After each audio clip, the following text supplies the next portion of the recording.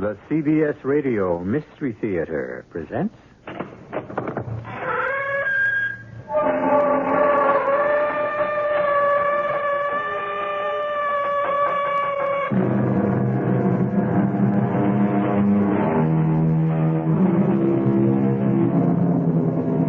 Come in.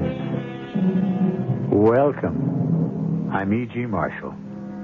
Have you ever been in the cockpit of a jet plane? Faced that amazing array of instruments, row on row? Everything that science and mathematics can do to make man safe. And yet, when the elements choose to outwit them, the pilots still have to answer the challenge. And of all nature's challenges in the air, the most dreaded is the one known as CAT, clear air turbulence. I don't like the way the temperature's dropping, Jake. I smell trouble. We're cleared at this altitude, Chad. No wind shear. What about clear air turbulence? There have been reports. I knew it. May the good Lord help us. The cat's got us by the tail.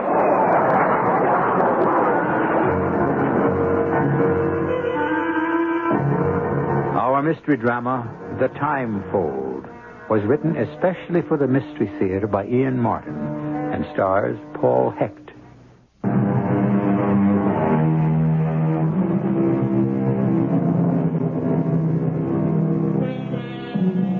In the field of private executive airplanes, number one is the Silver Streak, a twin-engine jet designed to seat 12 in the utmost luxury, capable of flying 3,000 miles without refueling, fully automatic, a jewel. Feed its computer, the size of a small camera, and except for takeoff and landing, you could rely on automatic pilot. The Barracuda, as this plane is named, is a corporate plane. But no one ever uses it except J. Bruce Proctor. He is the only passenger, with the exception of Meg Chatham, his secretary. Flying the plane are number one and two boys, pilot Chad Stevens, co-pilot Jake Slade. How's the weather, Jake? Wild, Chad, wild. What? We get a front eating up the sky. 6-0. It's the big mother. Well, not so long as we stay clear. This doesn't bother me. It's the other. Huh? What? Hold it a minute. XN 743 to Little Rock, VOR. You have a weather update, my flight path? Roger, XN 743. Stand by. What's a good word? Well, he put in his nickel. Now we wait for Charlie Computer to answer.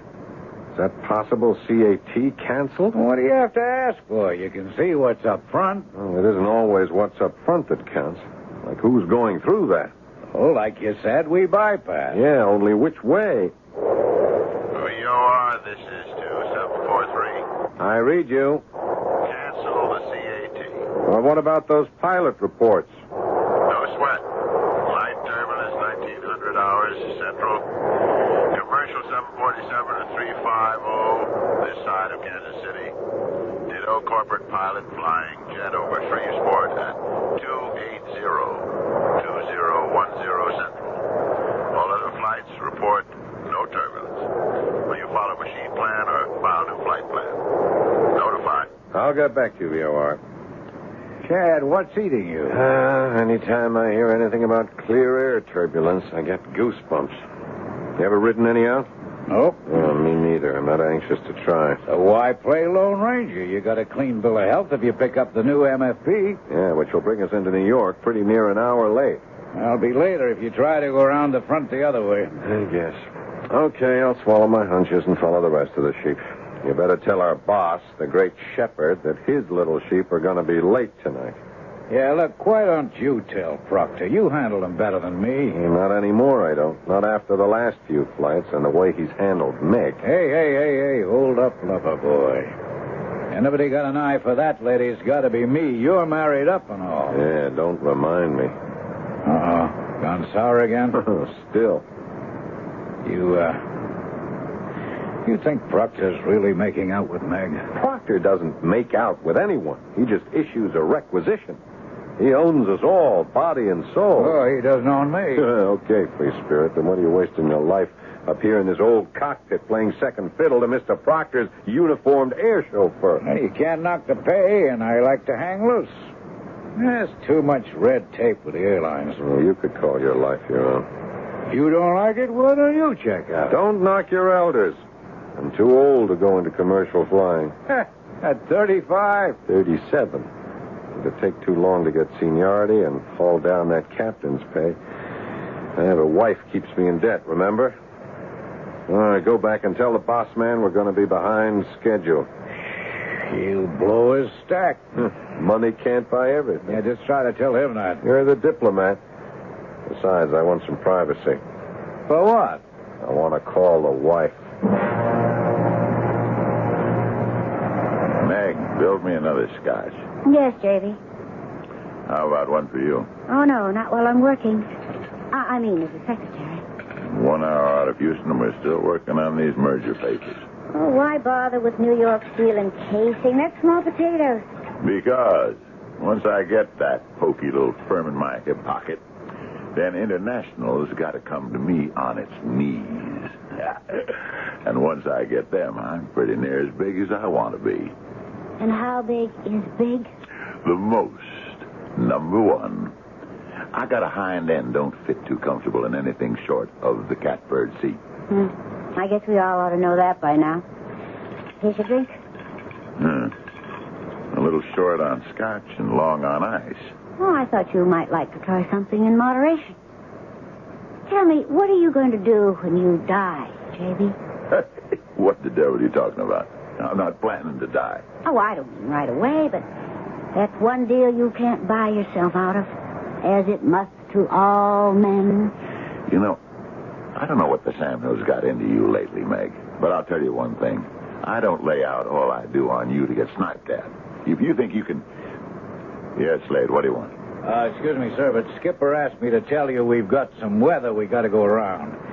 We're going to get into New York about an hour late. No, that's no good. I got a meeting with my lawyer as soon as the plane lands. Can't we climb over the stuff? It's too high, Mr. Proctor. This is a 60,000-foot front. Then go through it. You're in that much hurry to mount the throne? Forget it, Meg. This is business. Business is time, and time is money. Slade, no way we can beat it? When the man upstairs makes the deal, no, sir. No shortcuts. Well, you'd have to talk that over with the skipper. I might just do that right now. Give him a couple of minutes, sir. He's just busy realigning the course. Where are you calling from, Chad? What do you mean, where am I calling from, Alice? Isn't that obvious?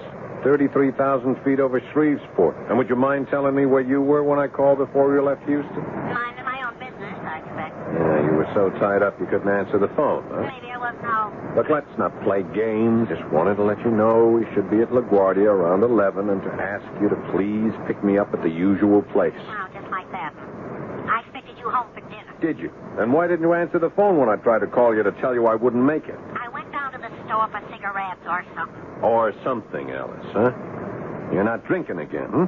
Same old thing. You can't trust me. Alice, are you going to meet me at the field? Maybe. I've nothing better to do. Never mind. I'll grab the limo or a cab, but I'll be home in a few hours. And then we can... Well, don't hurry on my account. Maybe I'll be around, maybe not. What difference does it make anymore? We got nothing left. Oh, we back to that again. We never left it. Well, why don't you come right out and say it? You want a divorce. Only on my terms, lover.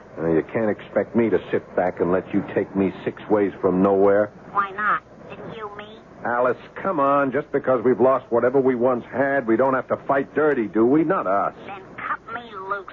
On your terms. Only on my terms. I want it all, lover. Now, why don't you find your own way home? Alice?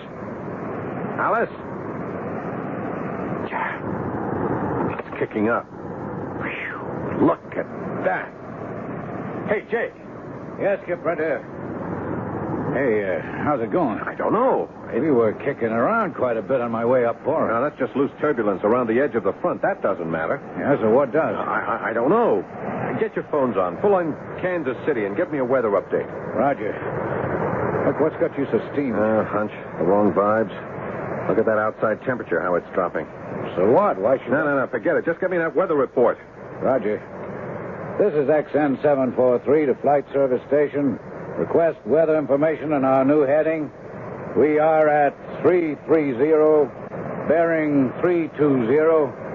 Repeat, that is 320. Are we still at same segment? Head of port.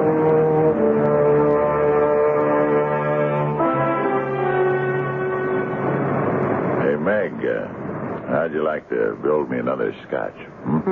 To stoke you so you can keep knocking out enough ideas to gobble up the world, or to relax?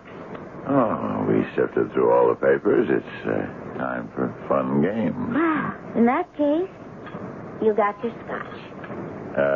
You'll join me? I just might. Sometimes you even like me, don't you? That's a fine question to ask a woman who... I want you to be different. Now, I can buy all of that. I know. You bought me. Now, don't say that, Meg. No, it's true. Well, I didn't think so at first. But then the sun was in my eyes. Huh? There's a wild glory in absolute power, J.B. It dazzles the subjects. Like Louis XIV did. You're trying to make fun of me again. No, not really. Here. Want to drink a toast? Sure. To what? To thanks. So many thanks. And farewell. To To me. No way. Oh, why not, J.B.? We're at a dead end. It didn't work for us. It works for me as long as I say it does. No one walks out on me. Well, I'm not walking out. I just want to shake hands and agree to end a bargain. Not until I'm ready. You know too much about me, lover. You're too dangerous to let go. How can you stop me if I want to? You'd be surprised how many ways, if I ever made up my mind to use them.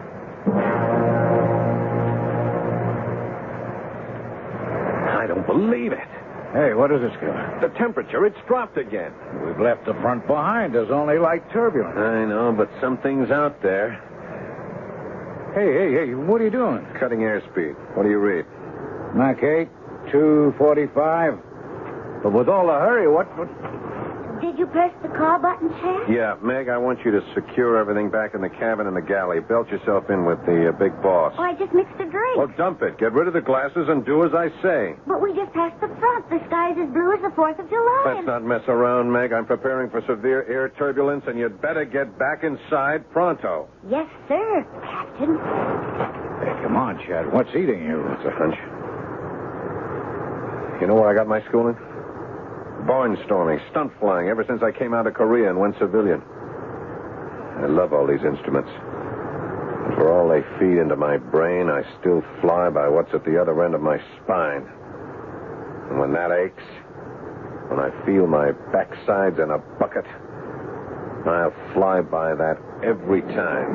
Holy cow! Yeah, I smelled it. Severe air turbulence. Hang in with me, Jake. It's trying to take the stick out of my hands. We must have shot up 1,000 feet. The updraft's wild. Watch your trim. I'm holding. Oh, no, you're not. You're upside down. We're in a dive. You're disoriented, Jake. We're climbing. You've got to be crazy. Check your instruments. Come on, help me bring her nose down. Roger. Holy mother, will you look at the wings shake? They'll throw the engines right out of their mount. Oh, there goes one of them, I think. Jake, help me get her nose down. Jake. She stalled out. Now we dive. Hang in there. We're going into a spin.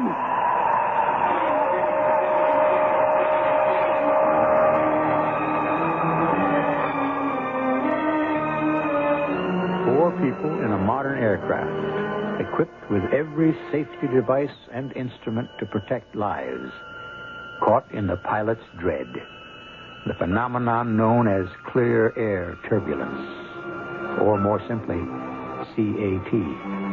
CAT, spinning as helplessly as a bullet, but without any destination or target, and doomed to end up in a world beyond our own.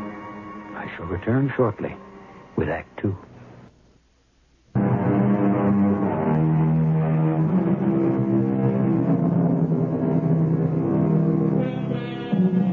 Now that the cat's out of the bag, I think I should say a few words about this acronym. The 3 letters that spell out clear air turbulence. It's a very rare phenomenon, and every commercial pilot is trained to react instinctively to its unexpected appearance. But like every other cataclysm in nature, sometimes it's beyond mechanical or human control. The air shock has sent the plane into a high-speed stall. As it whirls and falls, the instruments vibrate violently. Impossible to read. Skipper, what can we do? Hit left rather hard as you can. Nose up. She's lead. It's all manual. Bust the gut. It's the only chance we have. What? Damn briefcase hit me right on the head. Never mind your head. What you're trying to say right now is your... What was that? I don't know. We're not in a dive anymore. And we're out of the spin. Look out for the briefcase. It's not going anywhere. Yeah. That's right. It's just hanging there in midair. Hey, look outside. It's bright sunlight. Well, it can't be. We were coming up on 2100 hours. It was night. Well, it isn't anymore. Hey, look at the controls. They're slack. Well, maybe the cable snapped if we're out of electric power. No, I don't think so. Have a gander at the instruments. Holy cow. They're crazy. They just don't read. How come? Did every system, all the backups blow? I don't know. I don't think so. What I guess is... I'm afraid to say. What, Chad?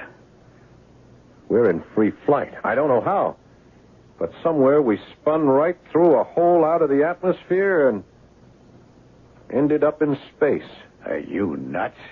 If you had just one point of reference after a blind flight, what would you guess the only land mass we could see might be?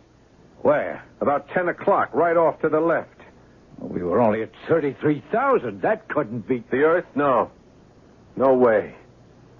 Oh, but you know what it is just as well as I do. The moon. Yeah, that's just what I read.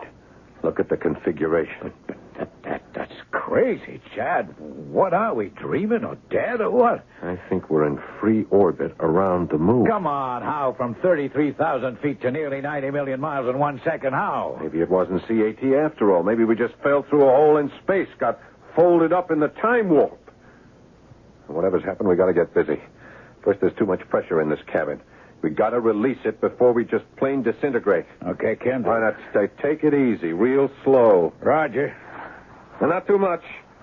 We have to hang on to all the oxygen we have. What for, if you're right? All we're with now is the insurance. Well, we can try to get the engines turning over. But no atmosphere? Well, for what? We're yawing pretty badly. We could get her on an even keel. I'm going to try to fire them. Meanwhile, you better check aft and see what happened to Meg and the big wheel. JB? Huh? You all right? Yeah, certainly. Yeah, there was some kicking around. I'm going to have a few words with Chad Stevens. Oh, why do you have to automatically blame Chad? He's flying the plane, isn't he? Who else would I blame? Well, it seems to me, thanks to Chad's foresight in belting us in, that we're lucky to be alive. Yeah, it's what I pay him for. And I pay him enough so he doesn't have to get caught in them. Well, you were the one who didn't want him to go around. I'm not going to argue with you. Let's get out of our seatbelts. Don't you think we should wait till we're released? I don't have to take orders from anyone. And I'm getting a little tired of... JB, what is it? What the devil? Well, now, what's wrong? It's like I'm floating. Don't unbuckle your belt. Why not? I can't tell you, except move your arm. Maybe you'll see. It's as if we didn't have any weight at all anymore. Yeah, I see what you mean. But what... But, Jake, what's the matter? Look, I'll try to explain that in a moment best I can. I don't really understand myself, but until we all get belted down, nothing's going to make much sense. When I belt myself down again, it's going to be beside the so-called pilot of this plane. Now, I want to know what's going on straight from the horse's mouth. I I demand to know what's happening. Just take up on your belt and sit back, Mr. Proctor. Hollering isn't going to help. Where are we? How late are we going to be into New York? All right, first questions first. Where are we, sir? Just an educated guess. In orbit around the moon. Are you out of your mind? I don't know. What I suspect is I'm out of our world. Now, what the deuce does that mean? Well, at the least, I don't think we're on our way to LaGuardia Airport in New York. Then where are we on our way to? Infinity? You know, Mr. Proctor, if I were a deeply religious man, I would say that all four of us on this plane were on the way to meet our Maker. No, there's no question, Meg. We're in free flight somehow. How, Jake? Search me. Chad says we fell through a hole in the time warp. What? But I don't even know what that means. All I do know is where we are right now. Where? In orbit about the moon. Well, can we land there? And this craft, forget it. Well, then what's going to happen to us? That's the question none of us should ask, honey. Because I'm sure none of us wants the answer. How long? 48, 72 hours, as long as the oxygen lasts. We can't get back to Earth? How? If we really are in moon orbit, no way. No way we can get this crate back home. I'd like to talk to Chad. He won't tell you any different. Well, that's not what I'd like to talk to him about. Where are you going, Mike? That's a good question, J.B., since I have to float and bump. I don't seem to have much control. None of us do. I don't like it. I don't like it at all. Who does? Oh, where are you going? Back for a drink. If I can ever make the galley. Why don't you build one for me? Build your own, J.B. I've got other fish to fry. Just relax. Let yourself go, Meg. It's so long since I could do that, I've forgotten how. Well, it's never too late to learn. Except now. Relaxing is a full-time job. There we are. You're almost in Jake's chair. Here. Let me help you with a seatbelt. No, I don't need a seatbelt. This flight's smooth as honey. Oh, well, you'll need it to hold you down. Oh. Won't you? There you are. Now, what can I do for you? You can level with me, Chad. It's that important. Okay. What's happened to us? I don't know. Jake said something about a hole in the sky. Well, the fourth dimension has to be involved somehow. By our standards, you don't travel 90 million miles in a second or two. You think we did? I don't know of any other explanation. And what happens now? We're drifting in orbit. Even if I had the kind of engines I need in this aircraft under normal conditions, we couldn't re-enter the Earth's atmosphere, or even the moon. What? Well, we'll last as long as the oxygen lasts. How long? I honestly don't know, Meg. 24 hours, maybe. Not more than 48. Then we're going to die? You don't expect me to answer that. Except you did. It was something I had to know. Chad? Yeah? We could have fussed around, as we have. And nothing would ever have happened because neither of us could make it happen. Chad? Yeah? Do you know what I'm talking about? Yeah. But I couldn't start it. Oh, you had to wait for me. I guess maybe I just prayed. It wasn't because I was scared of him. And what? You and your conscience. What you were married to. Well, she is my wife. His name. What do you owe her? Everything I own. Oh, well, give it to her. What does it matter? Do you own yourself? What? I didn't. I sold myself. And I want to buy it back. My self-respect. Is that all? Oh, no. My whole soul. Just what you ought to do, Chad. So we can be together for good. I'm not ashamed. If there ever was a time and a place to say it, it's now. I love you. And in whatever time is left, I wish to heaven you could say it back to me that you love me. I never thought I'd have the chance, but... Yes, now have. Major Alexander. Hold it. Hold it a minute. What? What is that? What is it? I've raised something on the radio. Yes? Yes, would you repeat, please? This is Major Alexander speaking. Goodspeed 1, Moon Constellation. Welcome. Acknowledge. Acknowledge. We welcome contact. We thought we'd bought it. Would you repeat that, please? We thought we were out of touch with anyone. We have oxygen supply for less than 2 days. You are our only hope of survival. What are you, military, pro-craft, commercial flight? No, none of these. We've had an accident. A private flight lost in unaccountable weather conditions. Yes, we know. We have suspected that you were sucked in through the horn. What? Repeat, please. The horn. We will not explain now. We must make preparations for your landing. Where? On the moon? You could not maintain life there. Besides, you will need some approximation of Earth's atmosphere to land your obsolete craft. Obsolete? That's something else we can discuss later. Do you have reserve fuel? Well, enough for, say, 1.5 hours of normal flying under conditions as I understand them. Then you have more than enough to land at Goodspeed 1. I am not familiar with that airport. Not surprising. Where is it located? The Earth? The Moon? Neither. It is a self-contained space station, one of the worlds of the future. I don't understand. We don't expect you to. Just put yourselves in our hands, and you will be safe. You realize that I am apparently in space in an aircraft not equipped to handle this medium. That is no problem for us. Let us bring you in by electric magnetic force field controls. Hey, Chad, did you see it? There's some great big UFO right off the starboard. It's spinning like a top. Well, I not only see it, I'm talking with it. How do I identify you? Goodspeed 1. Release all your controls, and we will bring you home. Stand by your radio to start engines once we are inside of the envelope. The envelope? Certainly. You need air to land just as much as you need it to breathe. So do we. Keep this channel open.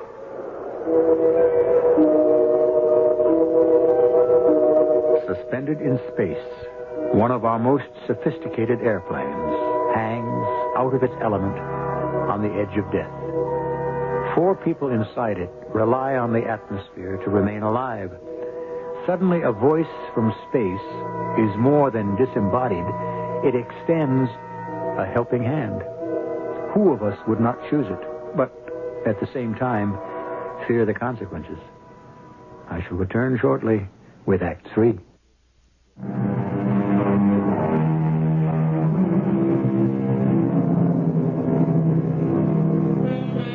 Can you imagine the terror of having been catapulted into an accident in the air, only to find that instead of crashing to Earth in flames and disaster, you are somehow suspended in space, in a vehicle not suited for this element, and with a rapidly diminishing supply of the air you need to breathe?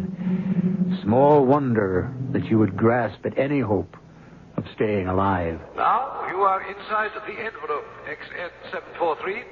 You are now in normal flight posture. Activate your engines. Roger. How about that? Very good.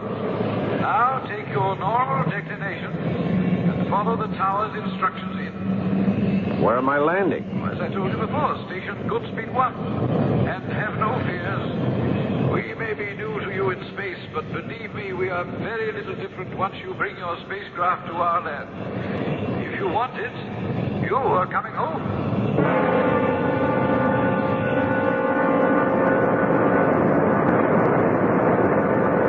Approach control. This is XN743. We have you, XN743. You are 1,500 feet from threshold, 50 feet high, and hot. Chad, the airspeed is 17 knots too high. Oh, let's hope there's plenty of concrete. Well, maybe we should go round. We're out of fuel. This is it. You better pull back on the thrust. Touch those, I'll break your arm. Now, just hold on to your hat.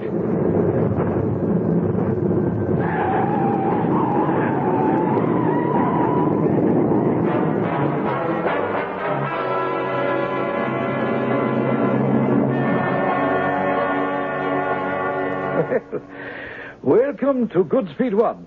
I am Major Alexander. And I'm J. Bruce Proctor, and I can't waste any time. How soon can we get a connecting flight? Oh, I don't think you quite realize where you are, Mr. Proctor. So tell me. You are now on Space Station number 1, named at its inception as Goodspeed 1. From here, the only connecting flights are to the moon and such other stopovers as you might select in our area. What are you talking about? I want to get home to Earth. Many other people in your position have. I don't think you quite understand. Tomorrow morning, I have a meeting with my lawyers and all the other people from International Ore and Carbide. My deal has to be firmed up by the end of May. And that's the day after tomorrow. Oh, what year is that? Oh, come on, don't be ridiculous. This year, 1978. Oh, then I think you can stop worrying about the whole deal. It's ancient history. You see, this is 2978. What? But last night before our flight, what did you say? 2978. I don't blame you for being surprised, sir. It's the consequence of falling through a time fold. The older we get, we do nod now and then and lose a few precious moments, huh? It must be catastrophic to wake up suddenly and realize that somewhere we've lost 1,000 years. I'd like to have a few words with you, Captain, if I may. Well, that suits me, Major Alexander. I'd like to have a couple with you. Where's Mr. Proctor? I'm afraid I had to have him temporarily restrained. One of our doctors is treating him now. Restrained? For his own good. He has a heart condition, or did you know? Well, I knew he was hypertense. He's had at least one coronary. He should be more careful. Well, the man has no control. What's bugging him now? His belief that we are making a prisoner out of him, that is not true. I hope you understand that. Well, we are confined to the plane. You are quarantined, Captain Stevens, that is all. You must understand that this is a controlled environment. After nearly 1,000 years, we have finally managed to make our population almost 100% disease-free. We have no infectious or contagious disorders and have made gigantic strides against the normal systemic ravages of old age. This is a far different world from yours, with its poisons, its savage wear and tear, its bent for destruction. What is your world like out there, Major? Let's see. You are from the 20th century, 1978, correct? Yeah. Then you know nothing, of course, of the history of space stations like this, or colony orbits, as we call them. No. There's been talk and speculation about establishing them, but, of course, none have ever been started. Hadn't been before. I can understand your problem with time folds. Even we are just getting used to them. I beg your pardon? Intergalactic flights are just moving out of the experimental stage now. It's possible to go to Centauri 4 now, for example. But the time lag there is really a bummer. Knocks you out. It's approximately another 1,000 years. You're kidding. Not at all. Well, you were going to tell me something about the history of, what do you call this? Goodspeed 1. Yeah. We were the first station, you see. When was that? Oh, back in your millennium, around 1990, I think. Maybe a couple of years later. Of course, it was nothing like it is now. Then it was just an experiment to collect and store solar power to bring cheap energy to Earth. You deliver energy to Earth now? Earth? That burnt-out cinder for what? Burnt-out cinder? Well, I'm afraid Earth moved too late to develop energy. By the middle of the 21st century, it choked itself to death on ecological poison. Well, how did you and the other colonies you mentioned grow so large? Well, what would your choice have been? Our colonies grew by leaps and bounds. The waiting lists grew longer and longer. Here on Goodspeed, we rotate at such a controlled speed that gravity is reproduced within the envelope that encloses us. Our grass is always green. We live in a temperature like that of Hawaii, and the air we breathe is pure. We are, insofar as it is possible, all of one class. We're as close to utopia, I suppose, as man can come. And we can be part of this. Once you are decontaminated, I would think so. Oh, our immigration laws are necessarily strict, but yours is an unusual case. However, the question may be academic. Oh, why? Because your employer is adamant that he must return to Earth. The burnt-out cinder. Not that Earth, no. The one you left. Yes, but that's impossible. Not if you move quickly. I won't go into scientific details, but that is why I wanted to talk to you. If we are to take advantage of the time fold that brought you here to return you, there is no time to lose. Now, as captain of the ship, it is entirely up to you. I can give you 1 hour to talk it over with the others, but no more. You're not going to try to get back, Chad? The big man's orders, Meg. He pays my salary. What else can I do? Well, stay here. Don't you know what it could mean? Yes. I know. We'd all be free. We could live our own lives. It'd be like a second chance, a chance to live down the mistakes. I understand. Well, isn't that what you want? It's not what I want. It's what Mr. Proctor wants. Oh, you can't be serious. What about what I want, what Jake wants? Jake doesn't care where he lives. And me? Well, you could be your own woman anywhere. Well, I'm not now. Bought and paid for. Maybe it'd be the same here. No. Oh, Chad, don't you see? I'd be free here. He can't control me. And you're not free if you go back. You're only going back to her. To Alice? Oh, no. No, never. That's over. Well, she'll take you for everything you have. Okay, let her. We could manage somehow. If you stole me from J.B., he'd break us both, grind us to powder. We can still take the chance. Why, Chad? Why? Because if you and I are going anywhere, Meg, it has to be because we fought for it, not ran away from it. It has to be a matter of conscience. I have to go back. I have to live with myself. Maybe you should stay. No. No, darling. You're right. I have a conscience, too, that needs quite a bit of polishing. No, we'll go back together and face whatever has to be. God willing, it'll work out for us.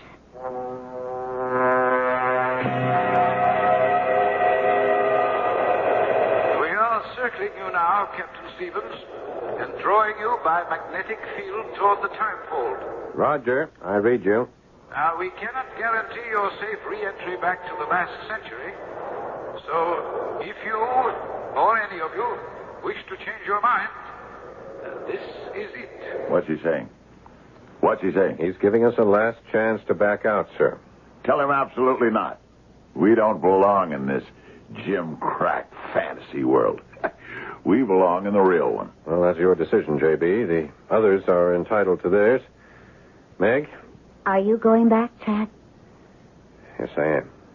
Then so am I. Okay. Jake? How can you fly a plane through all that flak without me, old buddy? Besides, I either want to be best man or give away the bride. Did you read me, Captain Stevens? I said this was your last chance to stay. I read you, sir. And our thanks for all you have done. But our decision is to return. Very well. Fire up your engines. Roger.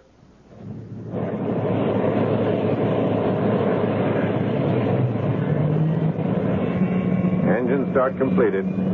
We'll start the countdown at 30. Bon voyage and good luck. Are you ready? Ready, sir. Synchronize.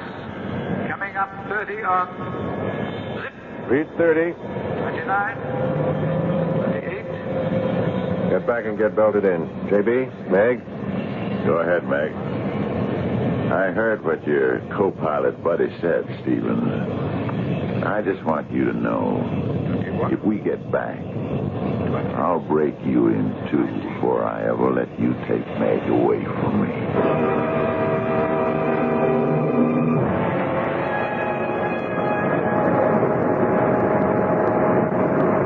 Wow. I hope I never have to sweat anything like that out again. Me too.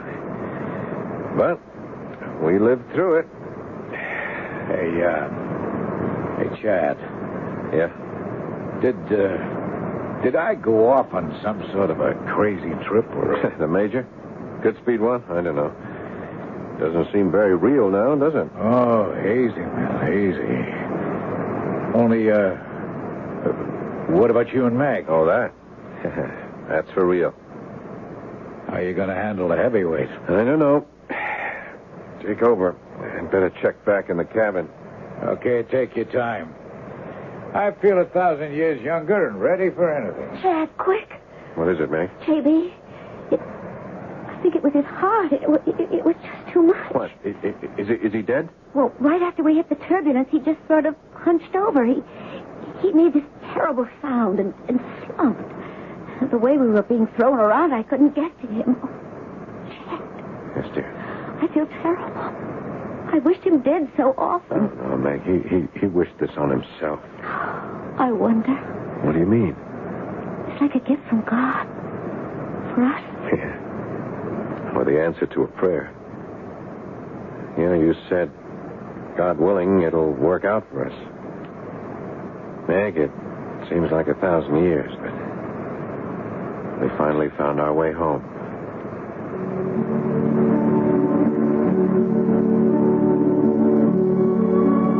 Well, there's quite a little tale to muse over. The fact of CAT is real enough, but what was all the rest? Real or imagined? Does that really matter in the larger sense? All of our travelers returned safely from beyond whatever veil they penetrated, except one. And there will be few to measure the death of such a selfish man. I'll be back shortly.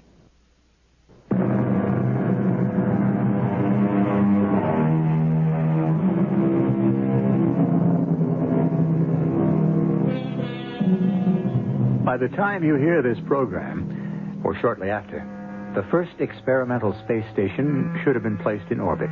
Of course, it'll be small, but it's a beginning.